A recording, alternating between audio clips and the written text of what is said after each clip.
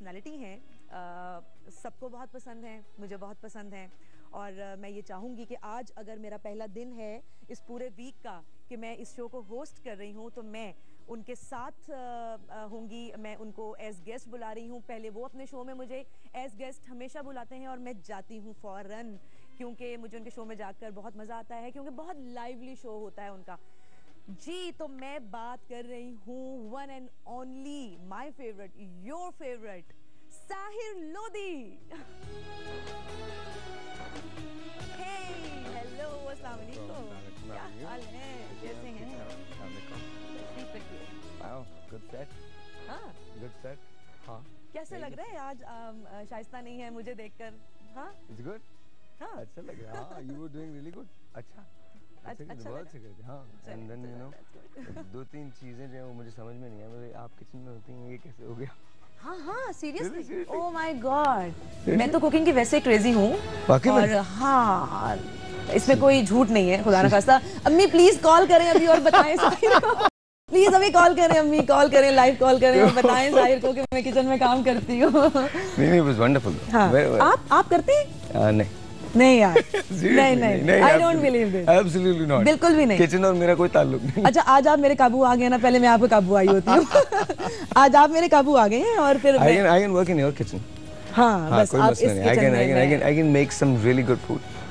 Really? Honestly, आज मैं पहली बार कन्फेस कर रहा हूँ। मैं ऐसी बेकार सी बात करता हूँ कि I cannot cook and all that. I think I can. Not really कि मैंने बहुत एक्सपेरिमेंट किए, लेकिन मैं बहुत एक्सपेरिमेंटल आदमी हूँ। So I think I can cook. अच्छा, क्रिएटिव हूँ। हाँ। और रोजे कैसे जा रहे हैं? पूरे। That's good. आप बहुत बिजी हैं।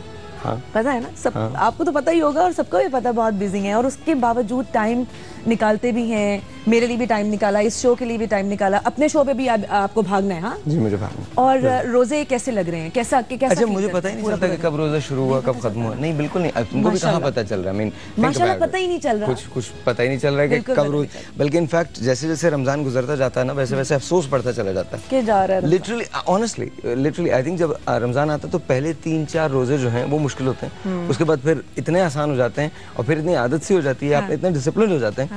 और सबसे बड़ी बात ये, अफ्तार में you get to go home, तो वो एक बहुत बड़ी बात होती है। बहुत, कितनी बरकत होती है। और मैं यही बताना चाहती हूँ कि देखिए, हम लोग जब बैठकर अफ्तारी करते हैं, जैसे सहरी करते हैं, पूरा रमज़ान हम लोग जिस तरह अपनी ज़िंदगी को गुजार रहे होते हैं, जो रूटीन हम लोगों की रमज़ान में होती है, वो रूटीन हम पूरा साल क्यों नहीं कर सकते हैं? आप लोगों ने कभी ये नोट किया कि हम लोग सहरी और अफ्तारी में पूरी फैमिली इकट्ठे होते हैं? बेशक वो घर में 6 लोग हैं, चाहे 12 हैं, चाहे 2 हैं, चाहे 3 हैं, हम लोग इकट्ठे होते हैं सहरी अफ्तारी में। कितनी बरकत होती है इस चीज़ से। जब आप दस्तरखान पे इकट्ठे कुछ खाएं बैठकर, तो इतनी घर में बरकत होती है। और आम जिंदगियों में हम लोग, कोई कहीं होता है, एक भाई कहीं, एक बहन कहीं, और अम्मी अबू अपना बिजी हैं, तो ये मेरे ख्याल में ये वाली रूटीन हमें पूरा साल कंटिन्यू रखनी चाहिए। I think one can't afford that. It's lovely to have that. I mean, वो रमज़ान 1 महीने का हो या 12 महीने का हो, it's lovely to have that. But even अगर रमज़ान 12 महीने का एक्सटेंड हो जाता, फ़र्ज़ कीजिए कि आप 12 महीने के रोज़े रख रहे हैं, तो भी प्रॉब्ली हमारे आपके जैसे लोग जो हैं, जो फील्ड से ताल्लुक़ रखते हैं, उनके लिए बहुत मुश्किल है जाना, बहुत मुश्किल है जाना। इवन रमज़ान में भी ऐसा होता है कि 2-3 रोज़े आप 2-3 रोज़े के बाद आपको कहीं ना कहीं किसी न किसी जगह कोई ना कोई एंगेजमेंट आपकी होती है, आइदर यू आर शूटिंग और you are doing something else, तो वहीं पे अफ्तार हो जाती है और कभी कभी वहीं पे सहरी भी हो जाती है। I remember last year I was shooting in Lahore, तो हमारे शादी के सारे शोज होते वो हमने लाहौर में शूट किए थे, तो वो 10 दिन का एक स्ट्रेच था जब हम शूट कर रहे थे। लिटरली हम लोग अफ्तार के बाद शुरू करते थे और सहरी के बाद ख़त्म होता था, तो वो मतलब आपको पता ही नहीं है आप सेट पे हैं, but then again you know this is also your family, वो एक एक्सटेंडेड फैमिली आपकी हो जाती है और वो फिर उसके अलावा आपको कहीं और मज़ा भी नहीं आता। बिल्कुल बिल्कुल। अच्छा साहिर, आपको आज शो में बुलाने के लिए एक रीज़न भी है, और माय प्लेयर कि मेरा आज पहला दिन है वीक का और आप साथ हैं सबसे पहले, तो ये मेरे लिए एक बहुत अच्छी बात है। उसका कॉज ये है आपको बुलाने का कि एक हमारे पास बच्चा है और कैंसर है उसे, लास्ट स्टेज है, डॉक्टर्स जवाब दे चुके हैं, लेकिन उसकी ख्वाहिश है कि वो आपसे मिलना चाहता है।